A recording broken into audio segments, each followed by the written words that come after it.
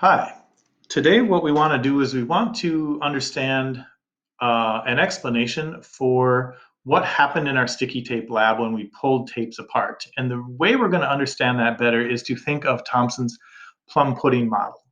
Now, I don't like to talk about the plum pudding model so much or to use that term because we don't have plum pudding in America. So I'm going to talk about raisins and oatmeal. What Thompson thought was that an atom was kind of like raisins and oatmeal.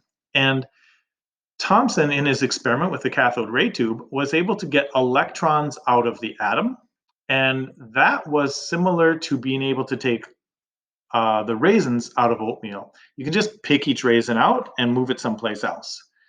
Okay, and so Thompson thought of the atom as being a smear of positive charge. That's kind of like the oatmeal part. And then Thomson thought of the atom as having electrons in that smear of positive charge, and the electrons were negative, of course, and you could take those negative charges out. And that's what Thomson was doing in the cathode ray tube.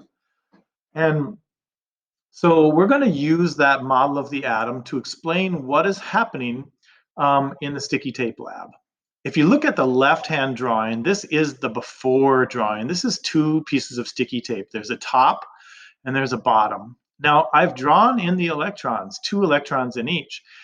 Now, these are neutral tapes, so that must mean they have equal amounts of positive charge inside those atoms, all right? But I didn't draw the positive because Thomson thought of it as a smear. He thought of it as the oatmeal part, all right, just like a goo of positive charge. So I didn't draw that, but we know that these are all neutral, okay?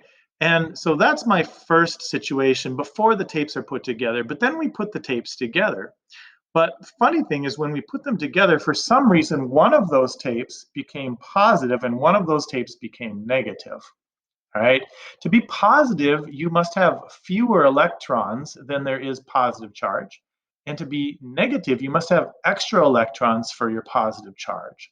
All right. So I'm going to actually draw that in, what Thomson would say is happening. And so here we go. What he thinks happened is that the top tapes lost some charge, and that charge went into the bottom. And now the bottom tape is going to be negative in these drawings that I have right here because it has an extra electron. Remember that smear of blue is actually positive charge, but the smear of blue is only a positive 2 charge, and yet in these tapes, the bottom tape, I now have a -3 charge. So overall, the bottom tape has a minus charge. And the top tape has a positive charge because that smear of blue is a +2 charge, and it only has a -1 charge, which is not enough to equal it out.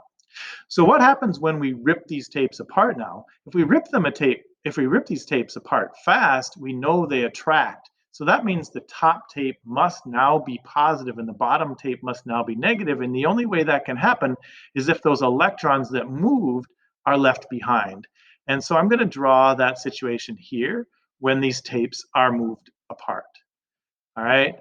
The bottom tape now has an excess of negative charge. The top tape now has a shortage of negative charge. All right. So I'm going to write the situation that we actually have here. I'm going to make a little text box. And so I'm going to make that text box right here. And in that text box, I'm going to just write that the top tape is now a positive charge. And I'm going to make another text box in the bottom.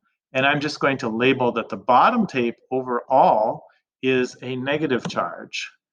All right. And so that's not very big. I suppose I could make that a little bit larger. But overall, this is now a negative tape, and this is a positive tape. And so you can see that Thomson's plum pudding model of the atom explains how atoms can get a positive or negative charge with the electrons moving around.